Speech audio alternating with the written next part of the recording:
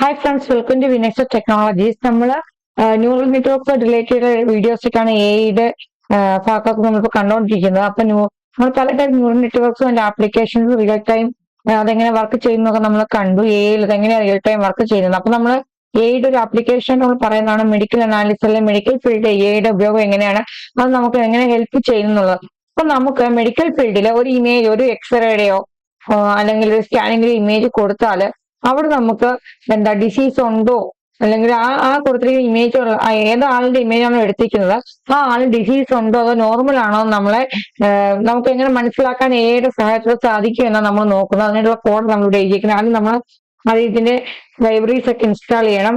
ഇല്ലാത്ത ലൈബ്രറീസ് ഒക്കെ ഇമ്പോർട്ട് ചെയ്തിട്ട് ഇൻസ്റ്റാൾ ചെയ്യണം. ഇൻസ്റ്റാൾ ചെയ്ത് കഴിഞ്ഞ് അതിന്റെ സെറ്റിംഗ്സ് കൊടുക്കണം. അതിന്റെ സെറ്റിംഗ്സ് എന്ന് പറയുമ്പോൾ ആ ഡേറ്റാസിനെ നമ്മൾ പുറത്തുനിന്ന് നമുക്ക് ട്രെയിനിങ് ഡേറ്റയും ടെസ്റ്റിംഗ് ഡേറ്റയും കൊടുക്കണമല്ലോ. അപ്പൊ ഈ ട്രെയിനിങ് ഡേറ്റയും ടെസ്റ്റിംഗ് ഡേറ്റയും വേണ്ടി നമ്മൾ ഡേറ്റ എടുത്തു. അതിന്റെ ഡേറ്റ ആയിട്ട് നമ്മൾ ലോഡ് ചെയ്ത് ഡേറ്റ സെറ്റ് എല്ലാം അറേഞ്ച് ചെയ്ത് വെച്ചു. അതിനോരോ ഫോൾഡർ ഒക്കെ ഉണ്ടാക്കി നമ്മൾ വെച്ചു.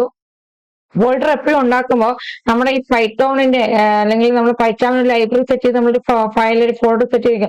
ആ ഫോൾഡറിൽ തന്നെ ആയിരിക്കണം നമ്മൾ ഈ ട്രെയിനിങ് ഡേറ്റയും ടെസ്റ്റിംഗ് ഡേറ്റയൊക്കെ കൊടുക്കുന്നത്. ഇപ്പോൾ ട്രെയിനിങ് ഡേറ്റയും ടെസ്റ്റിംഗ് ഡേറ്റയും ചെയ്ത് ട്രെയിനിങ് ചെയ്തിട്ട് അവിടെ മോഡൽ ഡെവലപ്പ് ചെയ്യുക. മോഡൽ അനലൈസ് ചെയ്താണ് നമ്മൾ കൊടുക്കുന്ന പിക്ചറുമായിട്ട് കമ്പയർ ചെയ്ത കൂടുതൽ പഠനങ്ങൾ ലേണിംഗ്സ് നടത്തിയാണ് നമുക്ക് ഔട്ട്പുട്ട് പ്രൊഡിക്റ്റ് ചെയ്യുന്നത്. ഓക്കെ, നമ്മൾ ഇവിടെ കമ്പയർ ചെയ്തു.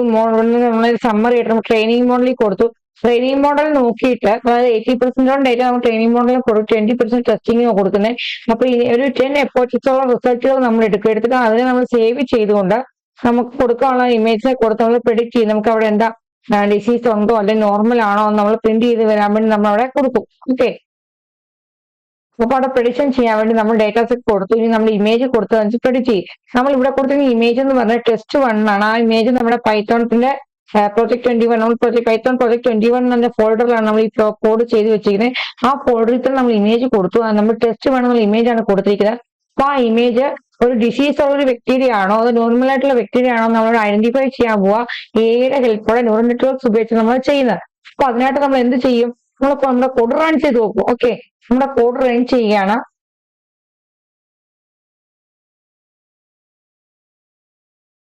ഓക്കെ, നമ്മുടെ ഡേറ്റയൊക്കെ റൺ ചെയ്തു, മോഡലൊക്കെ ഡെവലപ്പ് ആയി, ട്രെയിനിങ്സ് ഒക്കെ നടത്തി ഔട്ട്പുട്ട് വന്നു. കണ്ടോ, ഇപ്പൊ എന്താ വന്നേ, നമ്മള് അവിടെ പ്രൊഡിക്ഷൻ സ്കോർ 0.493656 അങ്ങനെ വന്നു.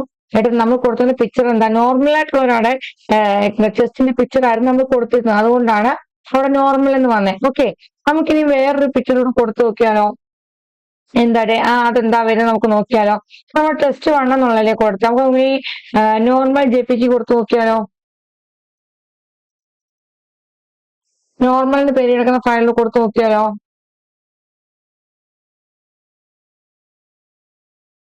നമ്മളിവിടെ ഫയലിന്റെ പാത്ത് മാറ്റി കൊടുക്കുക.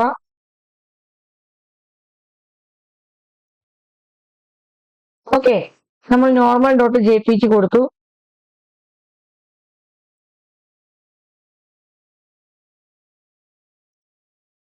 ഓക്കെ, റൺ ചെയ്ത് നോക്കിയാലോ.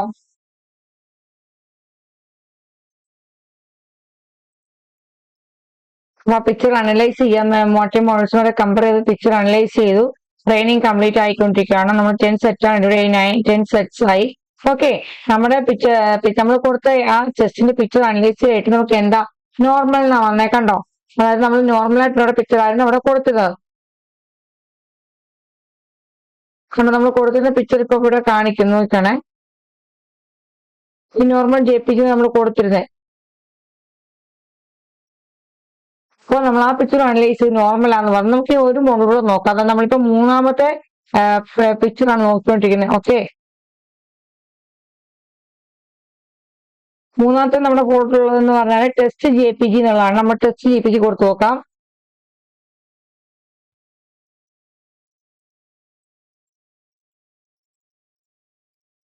നമുക്ക് റൺ ചെയ്ത് നോക്കാം. ടെസ്റ്റ് JPG പിക്ചർ എന്താണ്.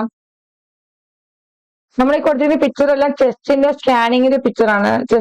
സ്കാനിങ്ങിന്റെ എക്സ്റേയുടെ പിക്ചറുകളാണ് നമ്മൾ കൊടുത്തോണ്ടിരിക്കുന്നത് കേട്ടോ. അപ്പൊ നമ്മുടെ മൂന്നാമത്തെ പിക്ചർ നമ്മൾ കൊടുത്തതനുസരിച്ച് നമുക്ക് ഔട്ട്പുട്ട് പ്രെഡിക്റ്റ് ചെയ്തുകൊണ്ടിരിക്കുകയാണ്.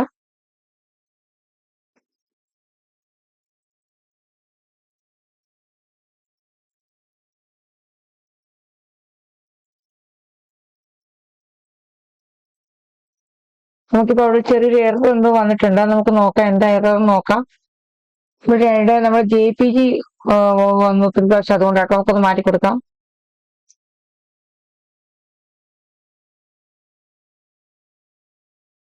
നമുക്കൊന്നുകൂടെ റൺ ചെയ്ത് നോക്കാം. നമ്മൾ എറർ JPG വന്നാൽ നമുക്ക് മാറ്റി കൊടുക്കാം.